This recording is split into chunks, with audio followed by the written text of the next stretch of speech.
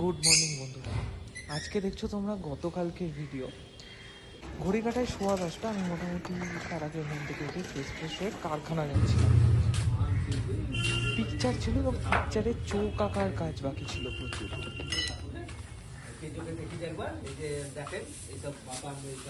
দেখেছি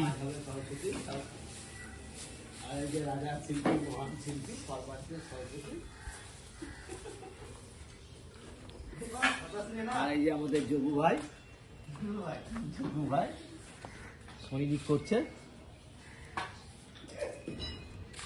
কখনো লাগাও এখন ঢুকলাম সোনা দাদা।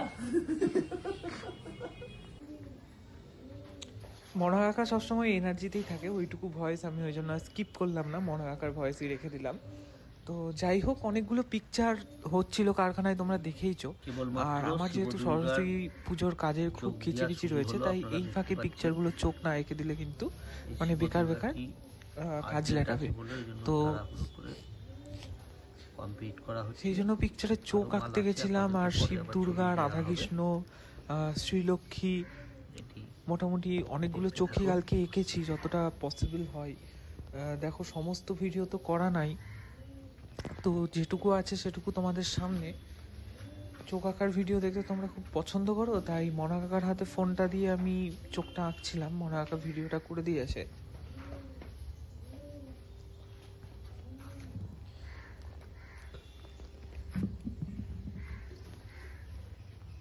কাপড় তো আঁকা দেখে বুঝতেই পারছো, সমীরদা কাপড় এঁকে দিয়েছে। শুধুমাত্র আমার চোখ আঁকা এবং ব্যাকগ্রাউন্ডের যে সিনারিগুলো হয় ওগুলো আঁকা জন্য মানে পিকচারগুলো রয়েছে আর কি। মানে ওগুলো আমি ঠিকঠাক আমার কাজটুকু শেষ করে দিলেই কিন্তু পিকচার মোটামুটি শেষ হয়ে যায়।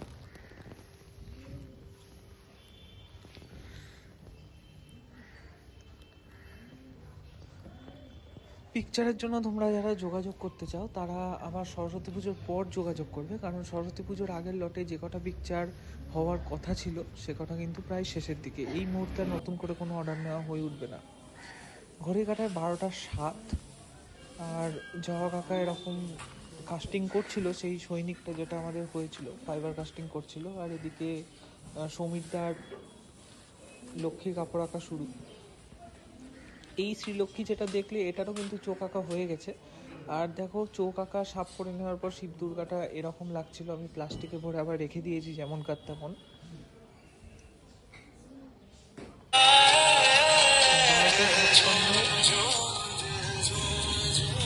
চা শেষ 10:15 থেকে 12:56-এর মধ্যে। আর কালী ঠাকুরের চোখ আঁকার পালা ছিল, কালী ঠাকুরের আমি চোখ এঁকে নিয়েছি। কাপড় আঁকা সমীরটা কমপ্লিট করে দিয়েছি অলরেডি।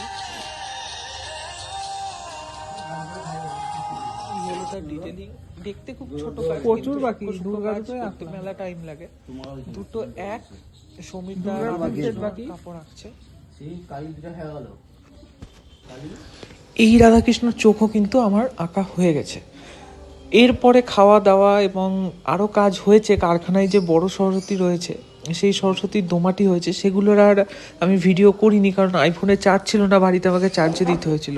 আর তারপর আমি রাত্রিরে কাজে বসেছিলাম এই অন্নপূর্ণাটা নিয়ে, কারণ রবিবার কিন্তু এই অন্নপূর্ণার ডেলিভারি ডেট রয়েছে।